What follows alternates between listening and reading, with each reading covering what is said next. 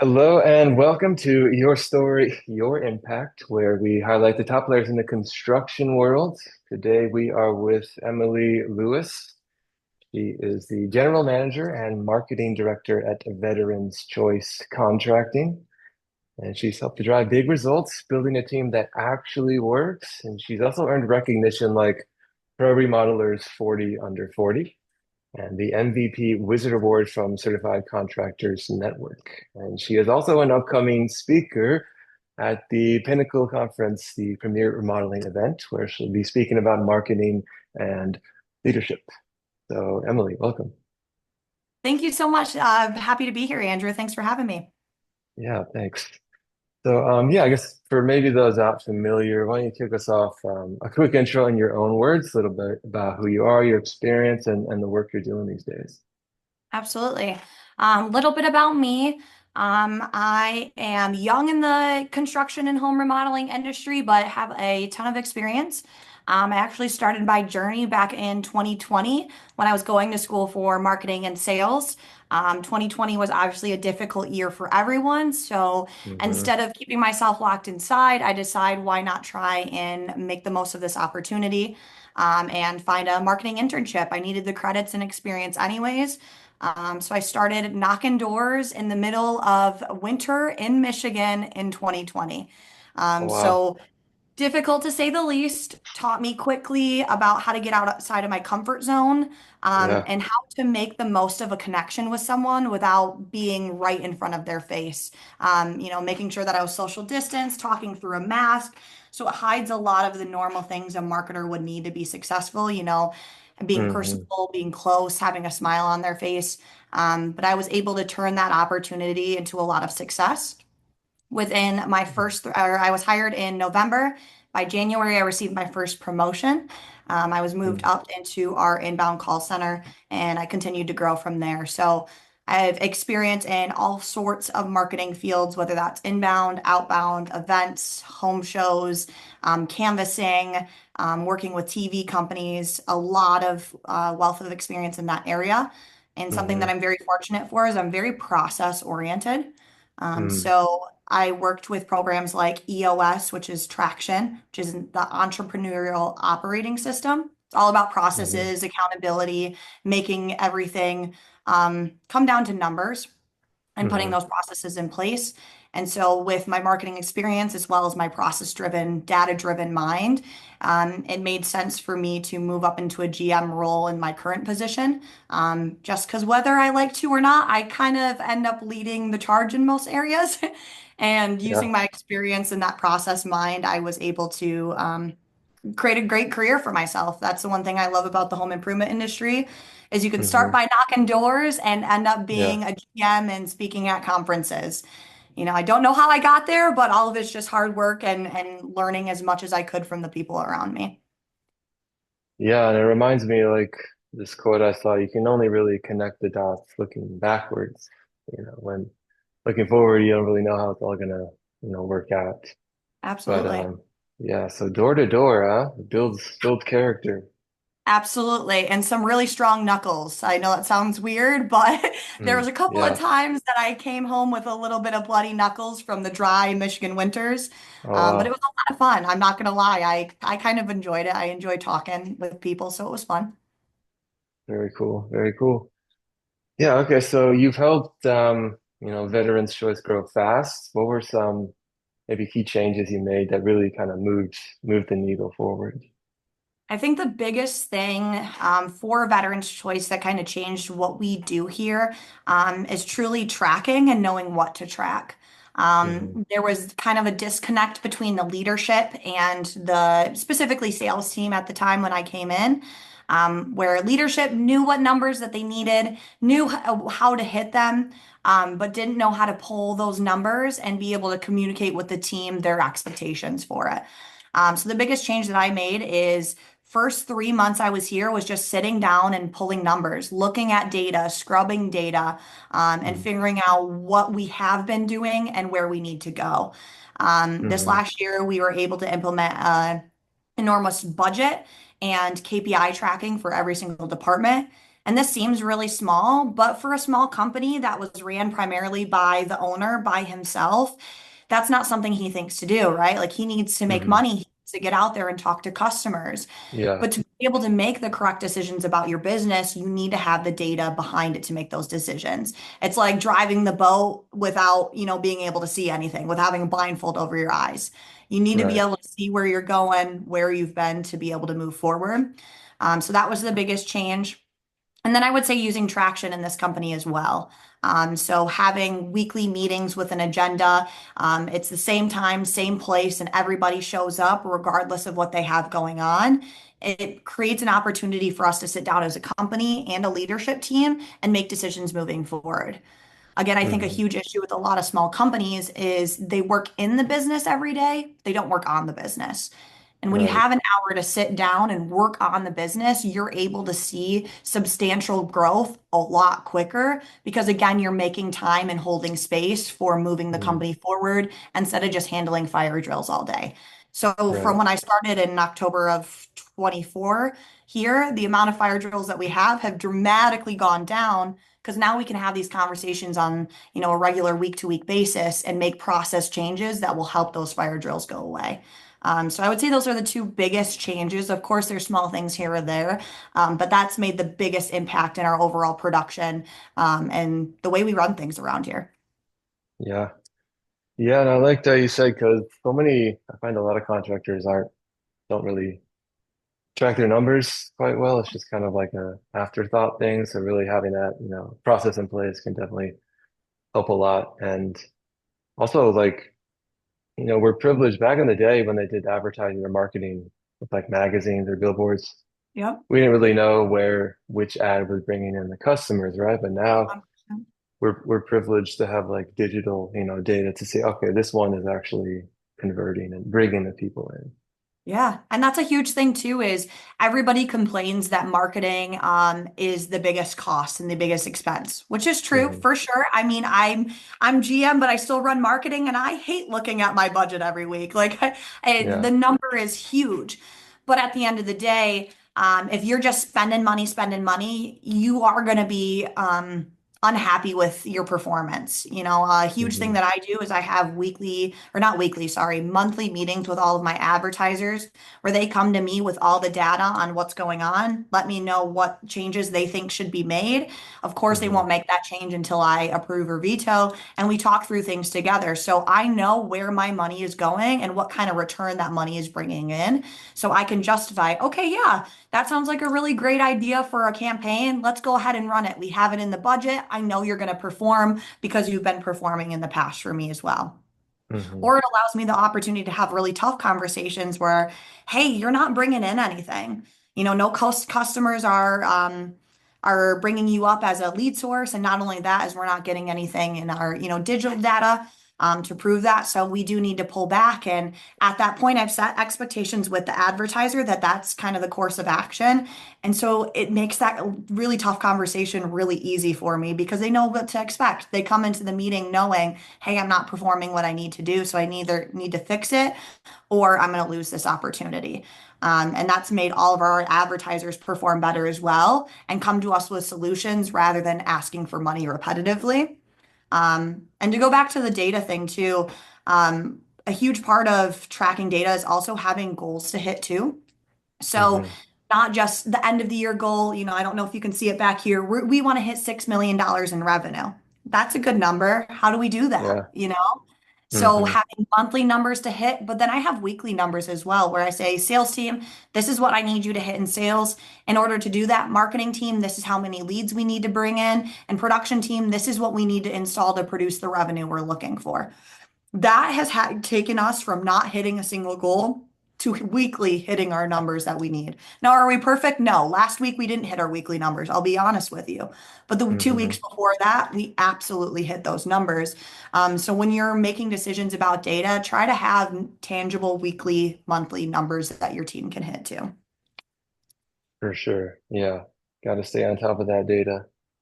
Absolutely. Um, okay, so then yeah, you've spoken on some industry panels. What topics do you find the audience kind of most hungry to learn about? That's a really good question. I think it definitely, of course, depends on the space, but I think a lot of people, specifically in marketing, are moving back towards traditional models for marketing, meaning door to door, events, and call center. Either Hmm. that or the Google space. A lot of people have been using in what I consider an inbound source, meaning you put something out there and you wait for the customer come to you. But with the economy changing how it is, we need a more consistent source of leads as well. And to find consistency is to go out and get them themselves. People are hungry to get leads, and so they're hungry to go out there and get them taken care of. So I would say people are most hungry to learn about home shows, events, and canvassing. I think a lot of people also want to know about accountability. They struggle a lot with either holding their teams accountable, advertisers accountable, or a thing I hear a lot is, I can't get my sales reps to knock doors for anything. Hmm. Well, that starts with accountability. What kind of expectation are you setting? On the front end for us, our sales team knows if I give them a lead, that's their breakfast. They need to go get their own lunch and dessert. If they're hungry, if they want to make more money, we'll give them leads for sure, but you're Hmm. expected to go out and get some more too. If you want to hit your sales goal for the year, you have the opportunity, but that's also with you getting leads as well. So really Hmm. setting expectations, holding people accountable. And then the third thing I would say is social media. A Hmm. lot of people want to do social media in-house. They want to make it cheap and easy, and they want to learn Hmm. how it makes the best impact. For me, I've had a lot of conversations of, hey, social media is great. It's a tool that you need to be using. It leverages a lot of brand awareness for your company, but it's not something that's going to produce leads for you. It can for sure, but it's not going to be your main revenue and leads producer. So you Hmm. have to put that time and energy into it. You don't have to reinvent the wheel. You can copy what other people are doing. Heck, if you want to copy our Facebook, I'll give you all the templates in order to do that, Hmm. but it's having that conversation of, again, expectations. What are you looking to get out of social media versus what is your audience looking to get out of social media? You might want leads. They just want to see if you're good people. They want to see Hmm. if you're doing good things for your employees, if you have cool pictures of the homes that you're producing. So using social media is a huge leveraging tool. And I think I have a unique opportunity where I grew up in the social media world. So navigating it is a lot easier for me, and understanding not only how to use it, but how the audience interacts with it, is a unique opportunity that people reach out to me about quite a bit. Hmm. Yeah, and I like how you say, traditional marketing, kind of going back to the basics, whether it be door to door or even something like cold calling. Um, and I find that like I've noticed this kind of maybe trend where maybe coaches or sales coaches or people trying to coach people will say something like, "Oh, well, cold calling is dead, door to door is dead." And I think it's more because like they understand that most people hate that and it's very anxiety provoking. Absolutely. And so they say that not because it's dead, but because they know that, well, I can relieve your fear. I can make you think, oh, I don't have to do cold calling. Oh my God, it sounds wonderful. Yeah, And absolutely. so it's like, yeah, I mean, I've done, a bunch myself, and the I'm great fear is sure. you're gonna get cursed out, right? Literally never happened. So it's I really think it just kind of, does. It's one in a million. You know what I mean? yeah, yeah, for sure. And I think that's a big piece of it too. It is very anxiety producing, not only for the consumer, but the person doing it too. By all means, I Mm. didn't love going and knocking doors. Hmm. I was 20, turning 21. I've barely gotten turned down by boyfriends at that time. Like, I didn't want to get turned down at the door. That was scary. Hmm. But it also has made me such a better professional and individual in my life too. And I owe a lot to my leaders for pushing me to do it anyways, because it does get you outside of your comfort zone. And I believe as a sales rep, as a marketing rep, as any sort of home improvement professional, if you can do hard things, there's no limit to what you can do inside of a business, truly. Hmm. Um, Yeah. and not only that too is people say it's dead, so no one's doing it. So if you take the Yeah. opportunity to do something, you're capturing a part of the market that's not being captured. Everybody Yeah. doesn't want their data stolen. Everyone's over being cold called. Everyone's over all of that stuff. So if you can just have an honest conversation with someone at the door, at an event, they're going to be more likely to actually sell or have a sale with you because you took the time to be personable. That's the Yeah. thing about these old traditional styles is they were personable. You know, Hmm. contacting someone through a website ad is not super personable. Is it going to get the job done? Yeah, of course. But if you do something different by focusing on customer service when not lot of people are, you're going to have a lot better conversions and customers who value what you value as well. For sure. For sure. Yeah, I mean, I like that quote says we suffer more in imagination than reality. And so a lot of the Absolutely. fear that people kind of make up when they, do outreach, it's all kind of, in their head and it rarely turns out to be accurate like that. But yeah, good stuff. You got to Okay, so transfer belief. But go ahead, yeah. sorry. Yeah, so I guess the next one was be like, what are the most common marketing mistakes you see contracting companies making? I would say the two main things are follow-up and consistency. Hmm. Um, and what I mean by that is if you are doing inbound lead sources, if you are doing outbound lead sources, doesn't matter what kind of lead source it is. If you call and don't get an answer and stop there, you are not going to capitalize on as much opportunity as you can. Hmm. Um, that's what we call the low-hanging fruit, right? They submit a lead, you call them, they set up the appointment right away. Seems too good to be Hmm. true, right? Yeah. It isn't too good to be true. It's a real lead and they will probably sell and you'll, do your normal sales process. But if you take that extra time, if you call them back again later that day, if you shoot them an email, if you shoot them a text, then you call them the next day, and then you call them later that day, and you call them the next day until they set up, you are more likely to capitalize on more of the leads that you're bringing in than anything else. Same thing with those outbound leads too. If they call and cancel, you better be following up with them, having conversations regularly. I think about it all the Hmm. time. When I'm at work, I don't pick up my phone. If I don't know the number, I don't pick up the phone. But if you shoot me a text or leave me a voicemail, I'll call you back for sure. Any day of the week, I'll call you back. And it's the people Hmm. who actually continue to pursue me that I'm probably going to give my business to anyways. And the reason being, it makes me feel special. Same thing with our customers too, is if you're not following up, you're showing them that they're not interested. It's the same thing with when you give a sales proposal and you don't follow up on the back end. They assume that you forgot about them or you didn't follow up. So if you're constantly touching that lead over and over, you will convert. Now, do I mean, oh, call this lead 15 times until it sets in one day? Absolutely not. Do not overdo it by any means. But you Hmm. should be consistently calling up and you should have some sort of speed to lead. My team has an expectation of hitting 3 minutes or under. You should not be taking more than 3 minutes to call a lead. At that point, you're going to lose it. It is how fast that you can get to it. So Right. again, it's about using all the sources that you have, email, text, call, calling multiple times and following up with them and getting to it as quick as you possibly can. Urgency. At the end of the day, you want to have urgency. It's Yeah. going to help you convert leads and it's going to help you set those leads as well. Yeah. And I like that you said that because I mean, we have a tendency, beginner people have a tendency when they follow up to think, you're bothering them, you're interrupting them. Yep. And I heard this one piece of advice where they said, well, they actually, as a business, if you're, contacting business owners, they kind of almost respect that or appreciate the persistence because they're, business owners as well, and they can kind of respect the hustle, as they say, the persistence and the follow-up. So yeah.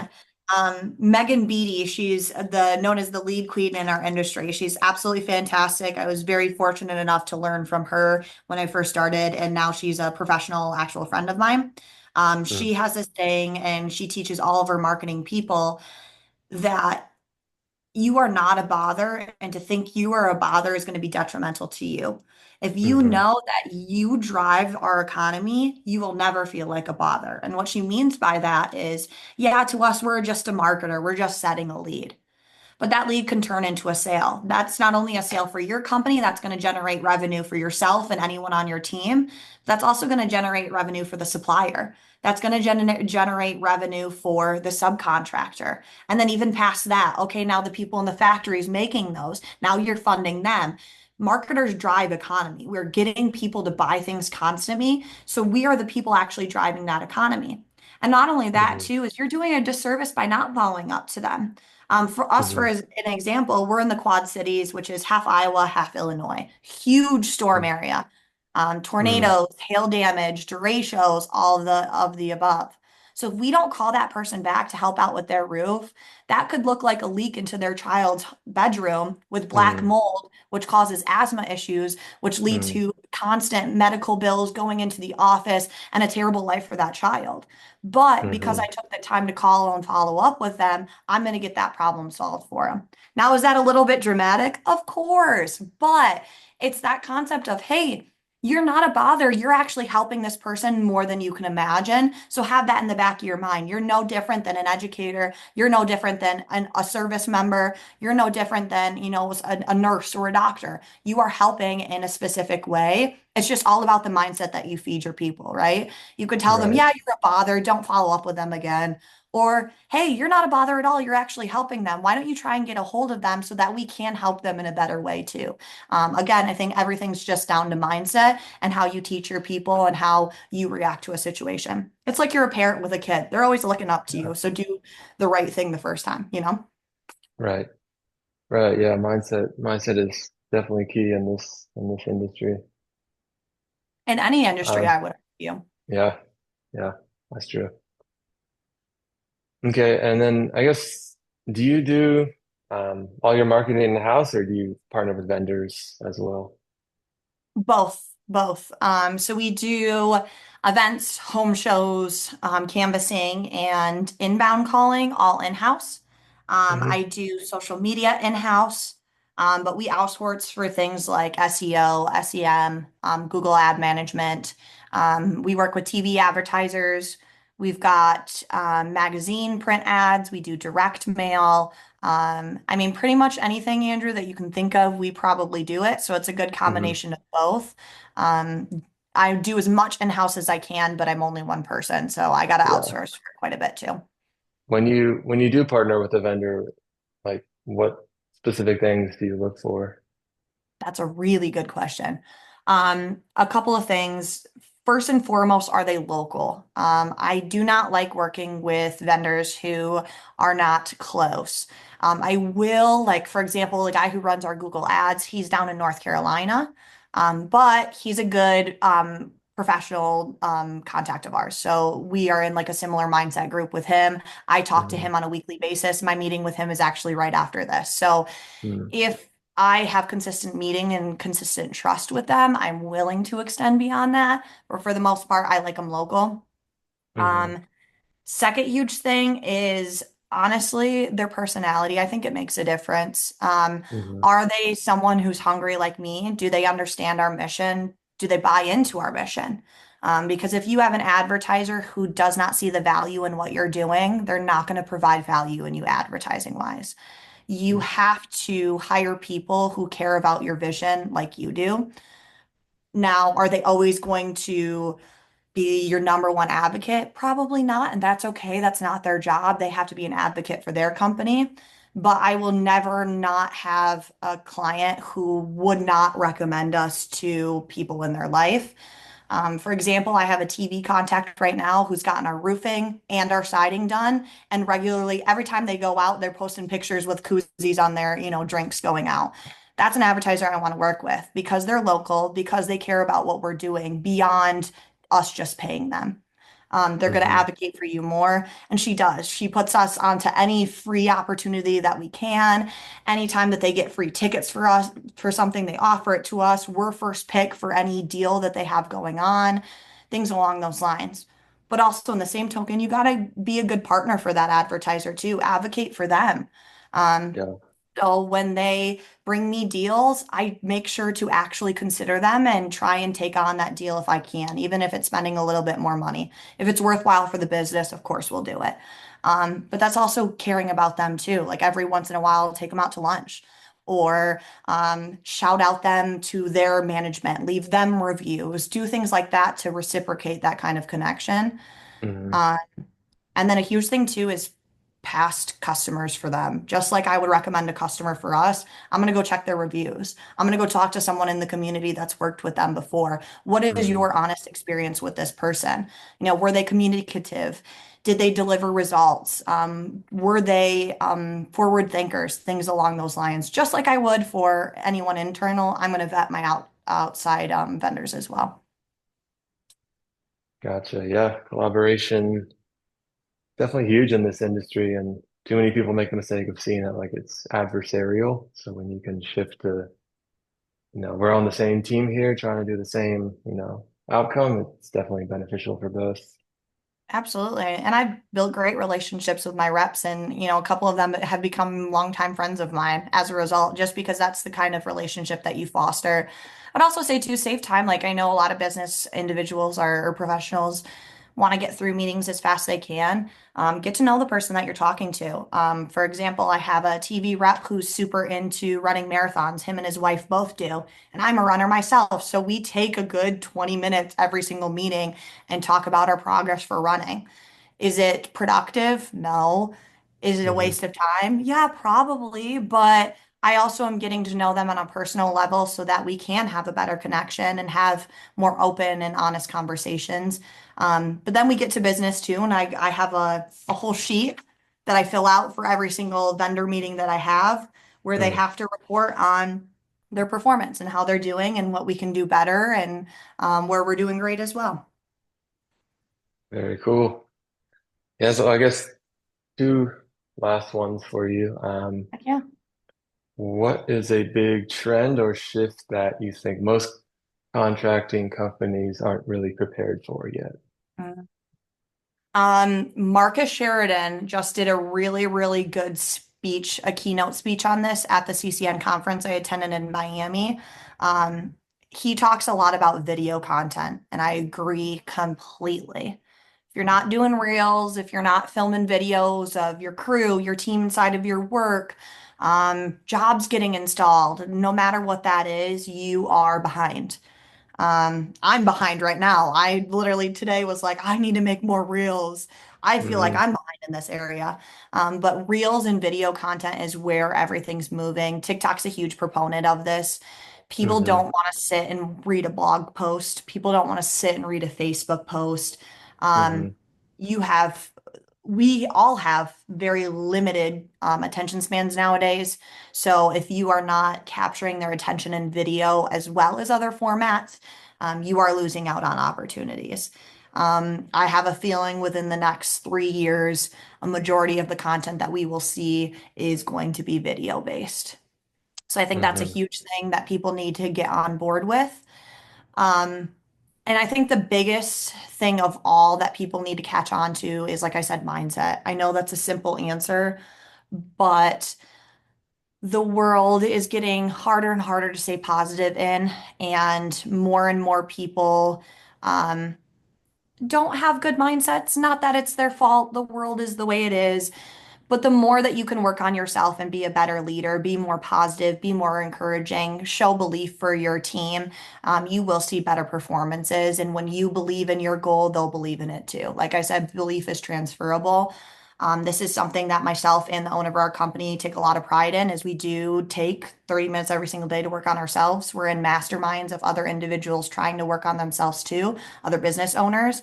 And I can tell you confidently, all those business owners have successful businesses. Why? Because they care about working on themselves and they care about working on their team too. Look at your team as individuals. If you can help them rise to the occasion, if you can help them believe in what you're doing and that they can be a part of it, there's no limit. Hmm. Um, Yeah. I truly believe that's why am where I am, is because I had leaders above me who truly believed in what I did at a time when I didn't believe in myself. And because they focused on, hey, let's get you to a mindset where you believe that anything's possible, that you like doing hard things, that you're manifesting, that you are creating goals and thinking about them and moving towards them every day, that's when I started to see success, not only in my professional life, but my personal life.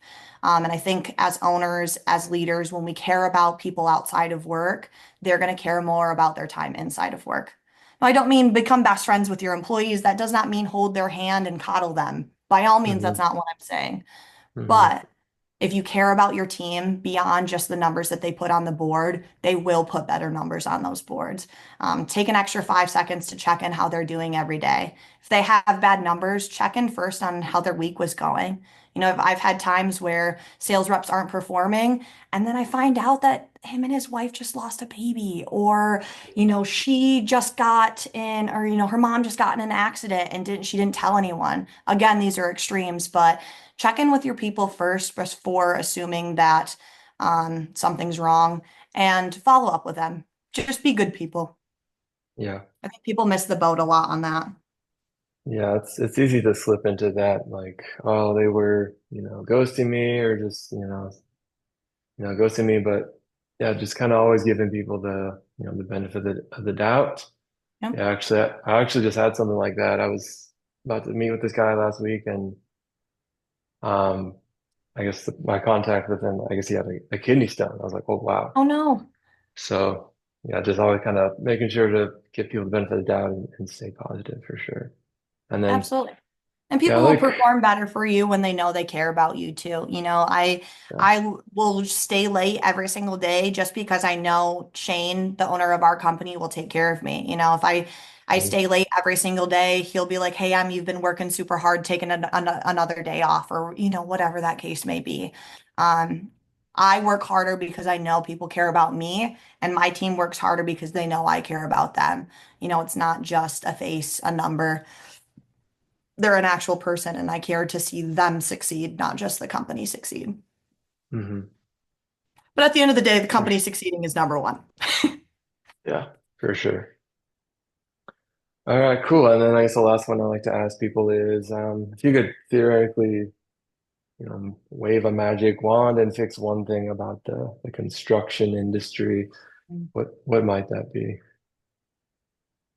That's a really good question. And one that I've never given thought to before. Um,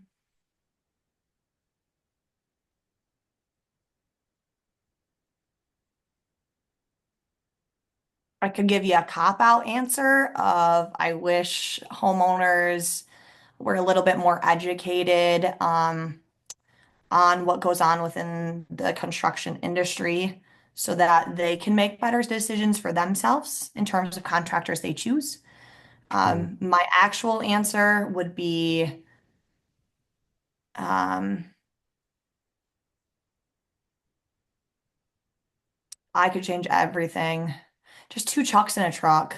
They shoot everybody in the foot all the time.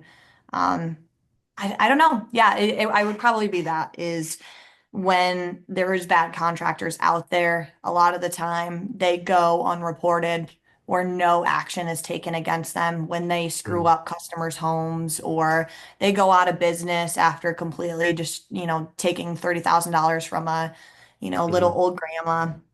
I mhm, wish those who do bad in the industry got held more accountable so that more people were protected. But also at the same time, it generates a lot of business for us because we go in and fix a lot of that stuff too. So that's a hard answer to give.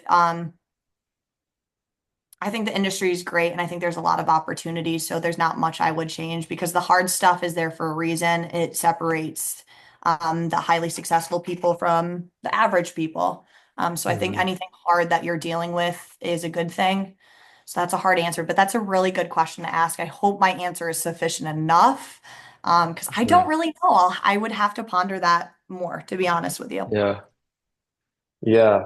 Well, I think like sometimes that happens, puts people on the spot, but yeah, something to just, I don't know, reflect on or think about. Absolutely. That's a really good question. I mean, there's there's just a lot of people who are taking advantage of people out there, but that's any industry that you're in. So Yeah. I wish there was more honest companies out there or a way, to be honest. Ooh, actually, I have a really good answer.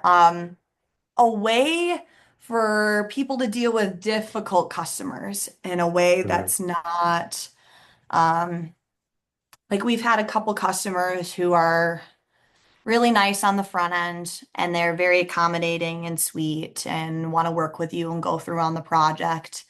And then on the back end, will do everything in their power to not pay for their project, mm, or be rude to your team. I've had people say mhm, some very awful things to myself and our admin team because they're women, or because they're not given the answer that the customer wants. Um, mhm, wish there was a way to be like, hey, these are bad. Just like you write bad reviews for companies, I wish there was a way to write bad reviews for customers so people know not to work with them. It's not mhm, professional at all, but that's my answer. I wish some mhm. people we didn't work with that we did, but that's a internal thing more than anything else. Yeah. Like a Uno reverse card. Like I'm gonna review you now. Oh, absolutely. Um, Yeah, we've had uh, some interesting conversations with homeowners who are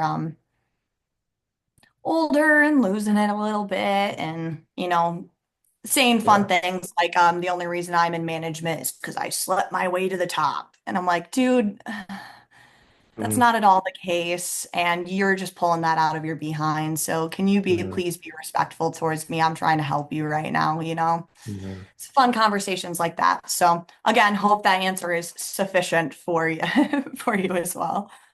For sure, for sure. All right, cool. Well, yeah, this has been awesome. Really appreciate you taking the time, sharing so much experience with us. For anyone who wants to learn more about you, Veterans Choice Contracting, or just kind of follow along with the work you're doing, what's the best place for them to find you? You can find me on social media on all and any platforms. If you want to follow our business, it's Veterans Choice Contracting, spelled just how it sounds. If you want to look me up, you can look up my first and last name, Emily Lewis. Again, I'm on all platforms. You can always reach me at 563-424-1005. That is our work number, and you can ask for me and get help anytime. I'm active on everything, so feel free to reach out. I love to help others. And if I can't help you, I can definitely put you in a direction of a professional who can. Andrew, thank you so much for giving me this opportunity. I really appreciate it. I think what you're doing is awesome, and I love that you're giving a voice to the home improvement industry. So thank you so much for that. Yeah, yeah, thank you, thank you. Yeah, so awesome. We'll make sure to link that up in the description as well. And yeah, thanks again for being here. Enjoy the conversation, and yeah, definitely hope to maybe collaborate more with you down the road. Would absolutely love that. Thank you so much, Andrew. All right. Well, thanks everyone for tuning in to Your Story, Your Impact. We will see you next time.